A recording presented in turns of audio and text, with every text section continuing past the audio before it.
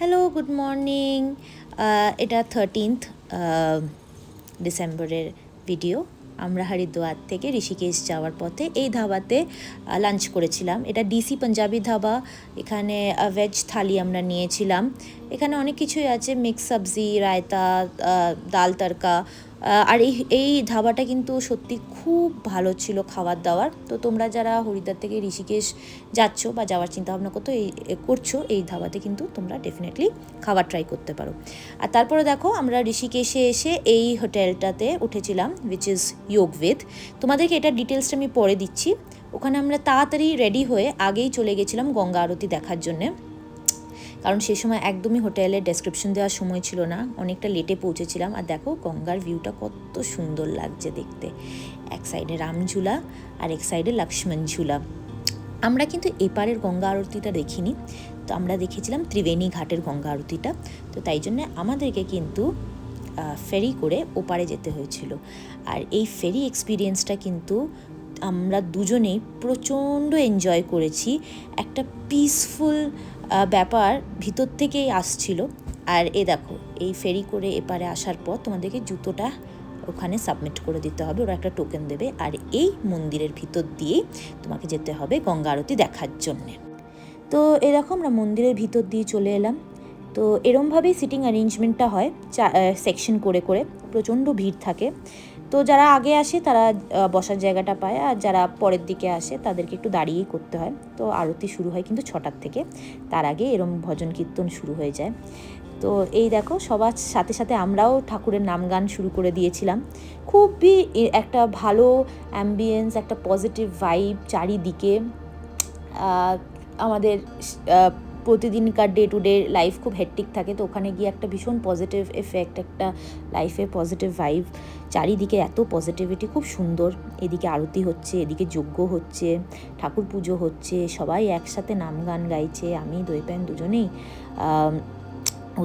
মানে with the flow চলে গেছিলাম ঠাকুরের নাম গান করতে করতে। তো এটা কিন্তু প্রায় 1.5 ঘন্টার মতন হয়, ধরে নাও ওই 7টা 7:30 অবধি চলে। তারপরে কিন্তু সবার হাতে একটা করে পাতা দেয়, যেখানে গঙ্গাকে পুজো করা হয়। সেটা কিন্তু একটা টোকেন অফ মানি দিয়ে নিতে হয়।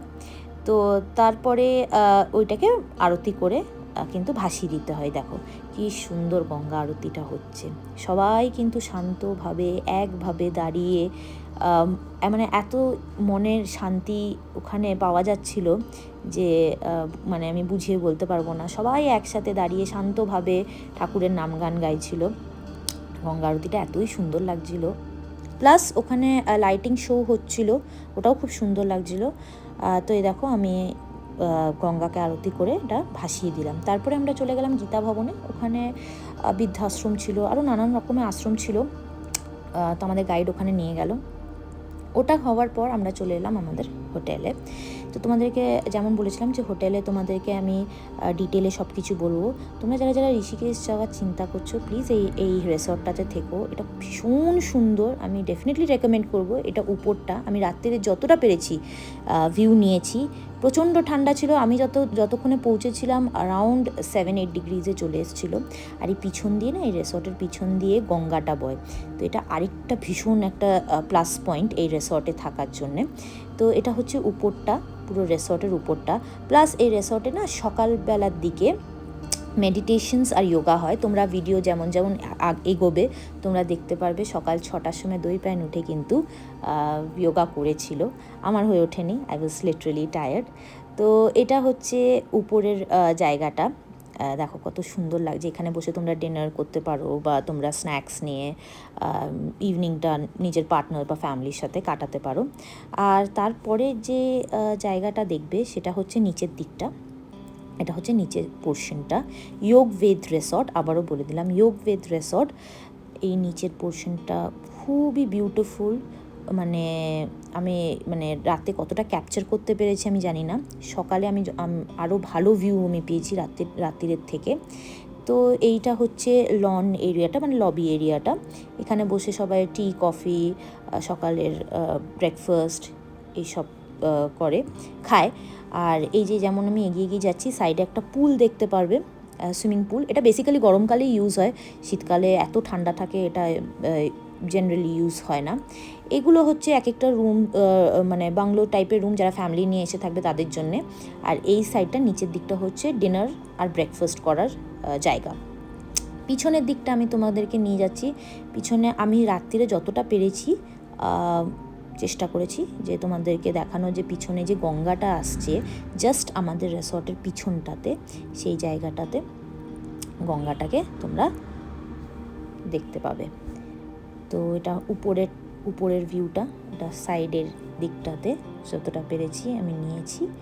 আর এই দেখো নিচের দিকে গঙ্গার ভিউটা আমি ট্রাই করেছি নেবার, একটু একটু পেয়েওছি, কারণ প্রচণ্ড অন্ধকার ছিল তো তাই জন্য ঠিকঠাকভাবে আমি ভিডিওটা নিতে পারিনি।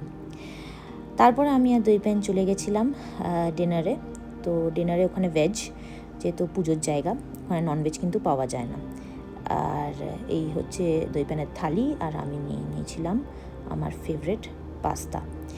তো ইট ওয়াজ অ্যারাউন্ড 10, আর প্রচণ্ড ঠান্ডা পড়ে গেছিলো। তো গরম গরম পাস্তাটা লিটারালি আমি তো এনজয় করছিলাম, আর দইপ্যান নিজের ইন্ডিয়ান থালিটা খুবই এনজয় করছিল। আর ঋষিকেশের কিন্তু আমরা একদিনই থেকেছিলাম, তো আর কিছু দেখারও ছিল না ঋষিকেশে, আরেকদিন থেকেও লাভ নেই। তো তারপর তো সেই রাত্রিটা আমরা কাটিয়ে এই দেখো পরের দিন আর্লি মর্নিংয়ের ভিউ আমার রিসর্টের, যোগভেদ রিসর্টের তোমাদেরকে দিচ্ছি। আর সকালটা দেখো কি সুন্দর লাগছে, একদম একটা বিউটিফুল রিসর্ট, একটা সুন্দর অ্যাম্বিয়েন্স, একটা পজিটিভ ভাইবস, চারিদিকে গ্রিনারি, ফুল অফ নেচার। মানে it was an amazing experience. Overall আমার ঋষিকেশের এক্সপিরিয়েন্সটাই দারুণ হয়েছে, from day 1 till the second day. তো আবারও রিপিট আমি করছি, তোমাদেরকে ভালো করে একটা ভিউ দেখাচ্ছি, পুল ভিউ দেখালাম তোমাদেরকে, এন্ট্রেন্স লবি এরিয়াটা দেখালাম, আর এইটা হচ্ছে ভালো করে পিছন থেকে যে গঙ্গাটা বইছে, যেটা আমার এই ওভারঅল রিসর্টের প্লাস পয়েন্ট লেগেছে। তো এটা আমি তোমাদেরকে দেখালাম। তারপরে তো অবভিয়াসলি আমি এই ভিডিওটা কিন্তু অ্যারাউন্ড 6 in the morning নিয়েছি, তো তখন প্রচণ্ড ঠান্ডা ছিল। তো তারপরে তোমরা দেখতে পাচ্ছ যে দইপ্যান কিন্তু সকাল 6টায় উঠে গেছে, একদম রেডি যোগাতে জয়েন করবার জন্যে। And he is really enthusiast with all this things. আর তারপরে আমি রেডি হয়ে গেছিলাম অ্যাজ ইউজুয়াল, কারণ আমাকে সেদিন চেক আউট করা ছিল। তো তাড়াতাড়ি সকাল সকাল রেডি হয়ে, বলো তোমরা আমাকে কেমন লাগছে দেখতে। Don't forget to share your valuable comments. আর নিচে এসে আমি এই জায়গাটা খুব এনজয় করছিলাম, সকালবেলা হালকা ঠান্ডা একটা অ্যাম্বিয়েন্স, আর তার সাথে চারিদিকে এত গ্রিনারি, পজিটিভিটি, একটা খুব ভালো ফ্রেশ মুডে কিন্তু আমার গুড মর্নিং হয়েছিল। আর তারপরেই আমাদের চেক আউট ছিল, আমরা এখান থেকে চলে যাব সহস্রধামে। সহস্রধামের ব্যাপারটা বলে দিচ্ছি, বলা হয় নাকি, আমি যেটুকু জানি, এই সহস্রধামে নাকি মা দুর্গা প্রথম স্নান করেছিল, তাই জন্যে এই সহস্রধামে নাকি ভিজিট করাটা খুবই দরকার। সো এই ব্লগটা আমি এখানেই এন্ড করছি, কারণ এর পরের ব্লগটা সহস্রধাম নিয়ে আর মসুরি নিয়ে করব। তোমাদের যদি এই ব্লগটা ভালো লেগে থাকে please do like, share and comment. এই ব্লগটা অনেকটা বড় হয়ে যাচ্ছে, তো till then wait for my next blog. Don't forget to subscribe.